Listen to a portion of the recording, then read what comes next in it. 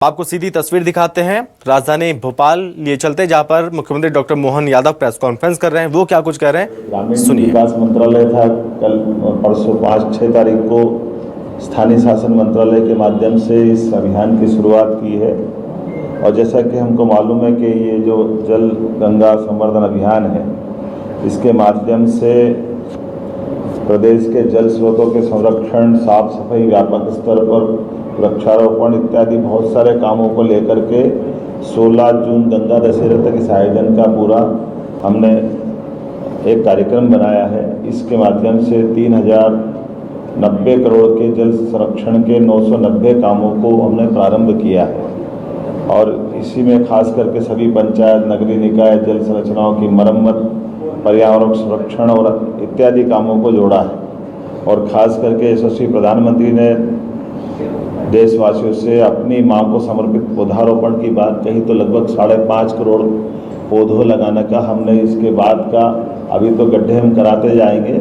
और सेकंड चरण में इस जल गंगा संवर्धन अभियान के बाद एक बड़े आयोजन में 5.5 करोड़ पौधे रोपण का बड़ा एक कार्यक्रम भी हमने हाथ में लेने का तय किया।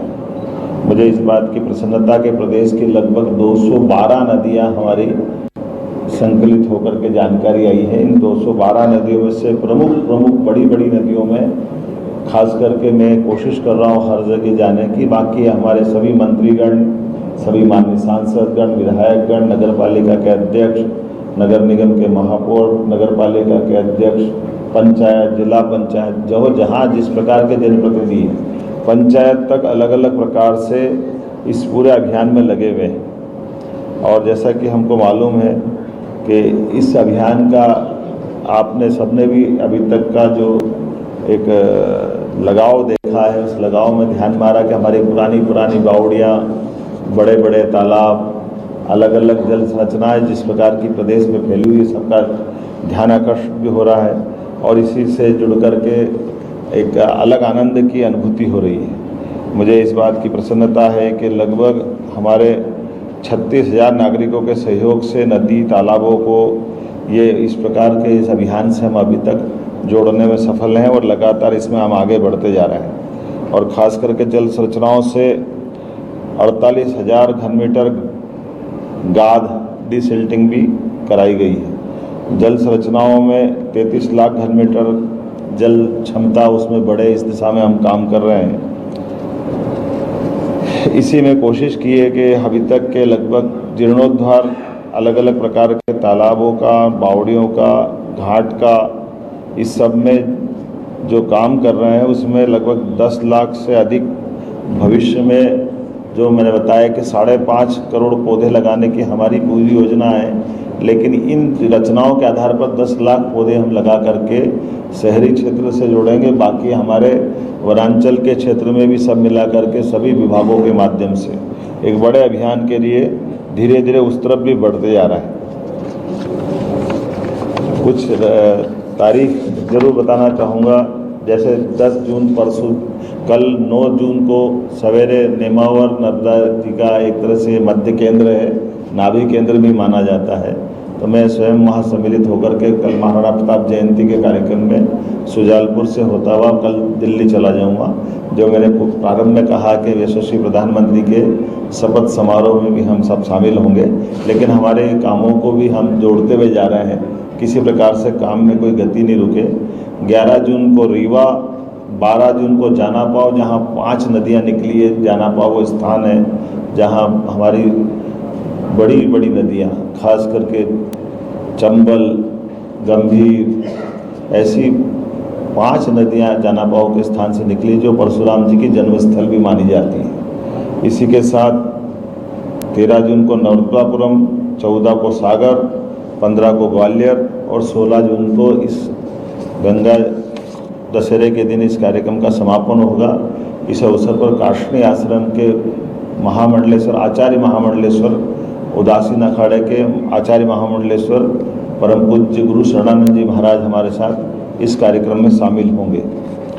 एक कल बड़ी उपलब्धि हुई जिसके बारे में आज समाचार पत्रों में आपने छापा भी है, लेकिन मैं उसको थोड़ा विस्तार से बताना चाहूँगा कि विकास के आयाम भी हम इसी बीच में लगातार जोड़ के रख रहे हैं। आज़ादी के बाद आज तक का सबसे बड़ा निवेश का एक बड़ा प्रोजेक्ट 60,000 करोड़ का ये गेल इंडिया लिमिटेड द्वारा सीहोर जिले की आष्टा तहसील में लगाने वाला एक बड़ा इथेन क्रैकर परियोजना है, जिसके माध्यम से बड़े पैमाने पर स्थानीय लोगों को रोजगार भी मिलेगा और औद्योगिकरण को बढ़ावा मिलेगा।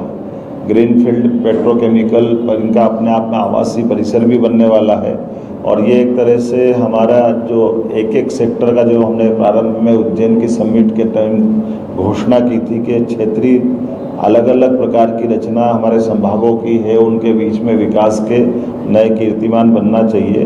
तो ये सतत चलने वाली प्रक्रिया है। तो ये एक तरह से मध्य भारत और मालवा का मध्य बिंदु द्वार जैसा काम करता आष्टा। उधर जाएंगे तो इंदौर उज्जैन संभाग है, इधर आओ तो भोपाल होशंगाबाद संभाग है और मध्य में ये इसकी हमने रचना की है।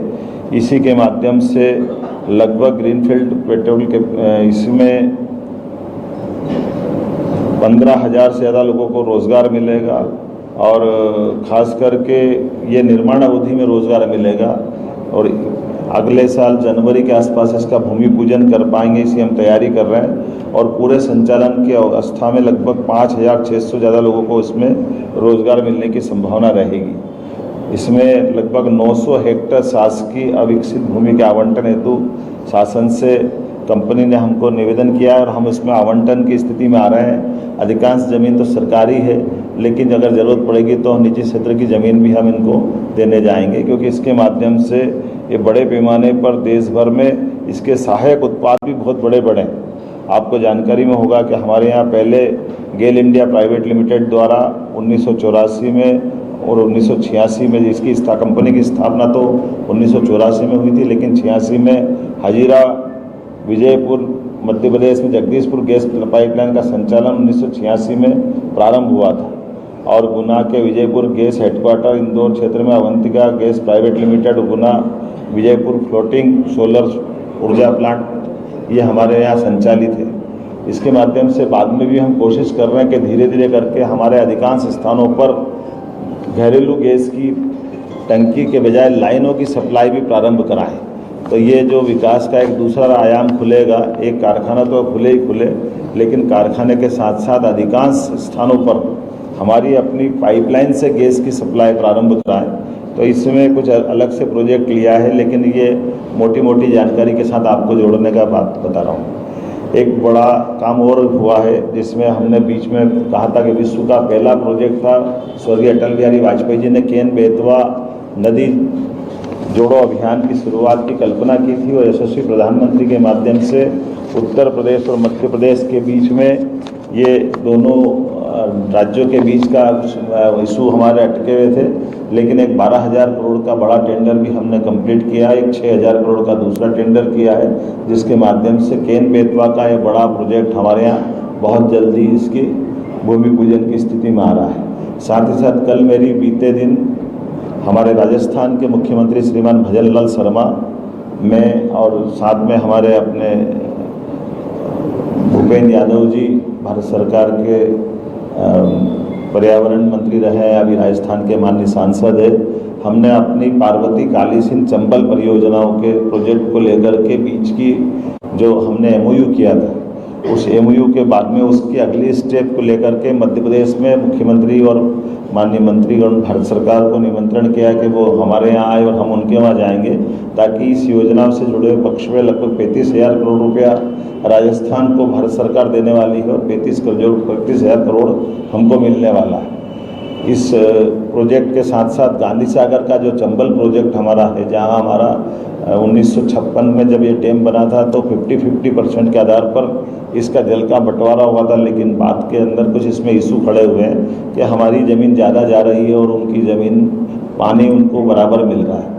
इस इशू को सॉल्व करने के लिए माननीय मुख्यमंत्री जी को निमंत्रण मैंने कल ही दिया, कल 1 घंटे की हमारी बैठक हुई है और बहुत जल्दी इसके साथ साथ दूसरा प्रोजेक्ट जैसे मैंने कहा है पार्वती काली सिंध चंबल वाला, और साथ ही साथ हमारे अपने राज्य से लगे हुए ऐसे राज्य जैसे राजस्थान, उत्तर प्रदेश, छत्तीसगढ़, गुजरात, इनके मुख्यमंत्रियों से मैंने अलग अलग बात की कि हमारे ऐसे परस्पर विकास के मामले में आने वाले अवरोध को बैठ करके दूर करें और जल्दी से जल्दी जो प्रोजेक्ट पेंडिंग प्रोजेक्ट पे हमारी गति बढ़े, ताकि विकास के मामले में, चूँकि हम सब यशस्वी प्रधानमंत्री के नेतृत्व में सब आगे बढ़ना चाहते हैं और स्वाभाविक रूप से दो राज्यों के बीच के ऐसे इशू रुकने से विकास गति बाधित होती है।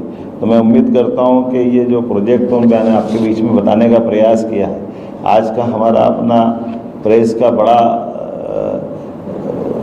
एक तरह से दूसरा कारण तो यही था कि जब जल संरक्षण की बात कर रहे हैं तो जल संरक्षण के परंपरागत जल स्रोत के साथ साथ आधुनिक समय में जो जल रचनाओं का लाभ हम जितना उठा सकें उसकी जानकारी भी आपको दूं।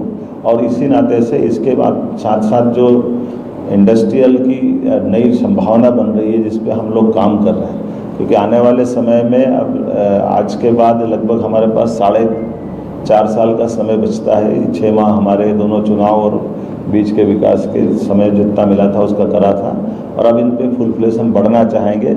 आप सबकी मदद की दरकार भी रहेगी, हम इसी प्रकार से आगे काम करते रहेंगे। मेरी बात को मैंने इसमें जितना बड़ा बोलने का प्रयास किया।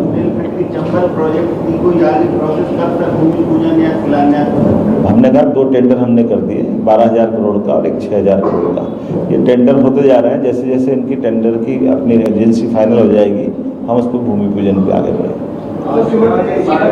एक एक करके ले लें। शिप्रा नदी का तो नर्मदा नदी के साथ में पहले उनकी सीमांत को ध्यान में रखते हुए एक ही प्रोजेक्ट जो पहला था अभी आने वाले सीमांत को लेकर क्या रहेगा उसमें, क्योंकि बीच में कुछ ऐसी घटनाएं भी घटी थी जिससे कि वहाँ पे जो शाही स्नान को लेकर विवाद हुए थे, उसको लेकर अभी हम क्या विवाद तो नहीं हुए। इसमें 2 विषय हैं। जैसे आपकी जानकारी की जल संरचनाओं की बात चल रही तो समान रूप से हम उस पर भी काम कर रहे हैं। एक हमारी कठिनाई थोड़ी सी ये भी है कि शिप्रा जी जहाँ से निकलती है वो उज्जैन या इंदौर जिले का बरडिया गांव के ऊपर एक छोटा सा गांव है जहाँ पे पहाड़ी से नदी निकलती है, लेकिन कोई हिम ग्लेशियर नहीं है ऊपर, ना कोई बड़ा जल का स्रोत है। तो स्वाभाविक रूप से वर्षा काल के समय में जो पानी आता तब तो बहाव दिखता है, बाद में रहता नहीं है। तो पूर्ववर्ती हमारे यशस्वी मुख्यमंत्री श्रीमान शिवराज सिंह जी चौहान के समय नदी जोड़ो अभियान के माध्यम से नर्मदा से जोड़ करके हमने उस नदी के प्रभाव को निरंतर किया। आपकी जानकारी के लिए बता दूं कि जब से हमारी ये योजना बनी तब से उज्जैन में एक बार भी कोई स्नान पे जल की कमी अभी तो नहीं हो पाई, क्योंकि नर्मदा का पानी हम उसमें छोड़ देते हैं। फिर लोगों का मांग ये है कि भाई ये नर्मदा का पानी हमको छिपरा का पानी चाहिए। छिपरा का पानी का भी अपना महत्व है, जो स्नान करने आते हैं तो छिपरा का आते हैं। तो अभी हमने एक नया प्रोजेक्ट मंजूर किया लगभग 600 करोड़ की लागत से। ये सेवरखेड़ी के पास से होता हुआ देवास और उज्जैन की सीमा पे एक नया स्थान चयन किया जहाँ बड़े पैमाने पे पानी का संग्रहण करेंगे तो छिपरा के जल से ही छिपरा को प्रवाह करें, इस पे भी हमने काम किया। लेकिन एक कठिनाई है, उसके बारे में भी हमको विचार करना पड़ रहा है। उस पर भी हमने 700 करोड़ का काम किया है कि ये जो हमारी कान्ह नदी है जो इंदौर से निकलती है, वर्तमान में इंदौर के सीवर के पानी के कारण से वो पूरा गंदा पानी उज्जैन में आता है और स्वाभाविक रूप से उसके आने से जो शुद्ध पानी हमारा नर्मदा जी का हो या हम छिपरा जी का डालेंगे तो भी उसको खराब हो जाता है। तो इससे बचाने के लिए इसकी एक बाईपास की नई एक पाइपलाइन मंजूर की, बड़ी एक लाइन जोड़ी है। उसका 700 करोड़ का टेंडर हुआ कि पहले तो उस पानी को जो इंदौर से आ रहा है इंदौर की सीमा में साफ करें। 4 प्लांट उसको इंदौर में लगा रहे हैं, 2 प्लांट उज्जैन में लगा रहे हैं कि हम कैसे भी करके उस जो आ रहा पानी उसको साफ करें। और साफ होने के बाद भी साधु संतों सहित सब उज्जैन वालों का आग्रह है कि भाई ये हम आचमन करते हैं, स्नान करते हैं, तो सीवर के पानी को साफ करने से भी उसको बचाना चाहिए। तो उस दिशा में भी हमने काम किया कि भाई ये जितना भी पानी रहेगा कोशिश करेंगे कि वो उसमें छिपरा में न जा पाए। तो एक बड़ा प्रोजेक्ट उसका मंजूर हुआ। अब एक एक करके मैं इधर देखूँ इधर देखूँ इधर, अच्छा एक इधर आ गया एक इधर से ले लें। हाँ बता। 18 जुलाई 2019 को भी मध्य प्रदेश में गिनीज रिकॉर्ड बनाया गया था, जबकि 7.5 करोड़ पौधे लगाए गए थे।